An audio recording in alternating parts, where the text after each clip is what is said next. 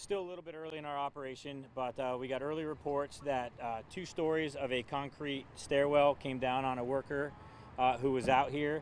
So we brought in the full technical rescue upgrade, which brought in units from multiple fire departments across Pinellas County. We have a structural engineer who's en route to the location now because of some cracks to the exterior walls of the stairwell to let us know if it's safe for our crews to proceed inside. We do believe at this point it is going to be a recovery operation. Was construction going on in the garage when this happened? It does sound like there was some sort of construction going on the stairwell when the accident occurred. Were any other workers inside at the time? There's 2 workers here that we know of total. We spoke to the one gentleman who was not injured, and that's where we got the who's still left behind in the scene itself. Talk about the efforts it's going to take to make this rescue.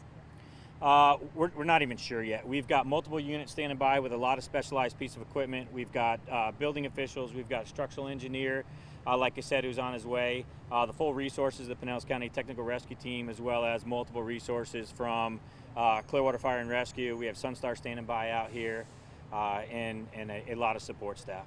Did you all have to evacuate neighboring buildings at all? No, we evacuated the parking garage itself that the stairwell is attached to keep people out of it until the structural engineer gets here and tells us how safe it is. But at this point, it looks like it is going to be isolated to that exterior stairwell.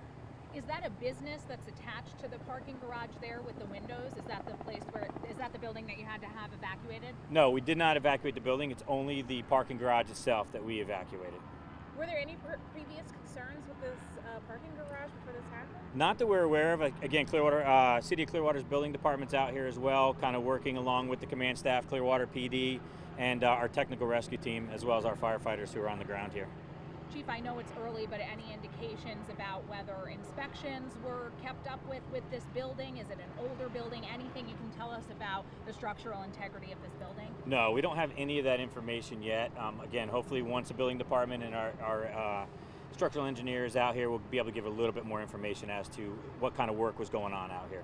Can you take us through the response? There's a lot of different agencies that are here. What kind of a response are we dealing with right now? So initially we had the equivalent of a structure response, which was 3 fire engines. We had a ladder truck. We had a heavy rescue, our squad company, as well as a couple of advanced life support units with paramedics on them, and then our district commanders. As more information came in as to what was going on, it was upgraded to a technical rescue call, which brought in technical rescue units from Largo, Pinellas Park, St. Petersburg, as well as our technical rescue unit. Do you have any type of timeline as to when you think your crew will be able to get in there to begin this rescue or recovery operation? No, not until we get the structural engineer out here to let us know how safe it's going to be to proceed. If you get footage on the other side of some of these units, they've already began constructing wood shoring structures, so that once the engineer gives us a little direction on how to proceed, that they can start shoring up the building so that we can get inside as quickly as possible. And you said it's not looking good, unfortunately, right now? No, not at this point. You know, it's looking more like a recovery operation than a rescue operation. If we get any updated information, obviously, that can definitely change. Are you able to explain kind of detail for us what this looks like inside? So you said it was 2 floors that collapsed. Initially, we had heard 4 landings. So can you take us through how much of this staircase collapsed? Yeah, there's 2. It's a 4-story parking garage. We're only dealing with the stairwell right here in this corner, and 2 concrete levels of flooring and stairs came down. From the 4th floor? The second, the third and the second, that's the amount that came down. So it's not the total amount, and it's down to the ground level. So there was 2 people? There's 2 workers total. There's 1 unaccounted for at this time.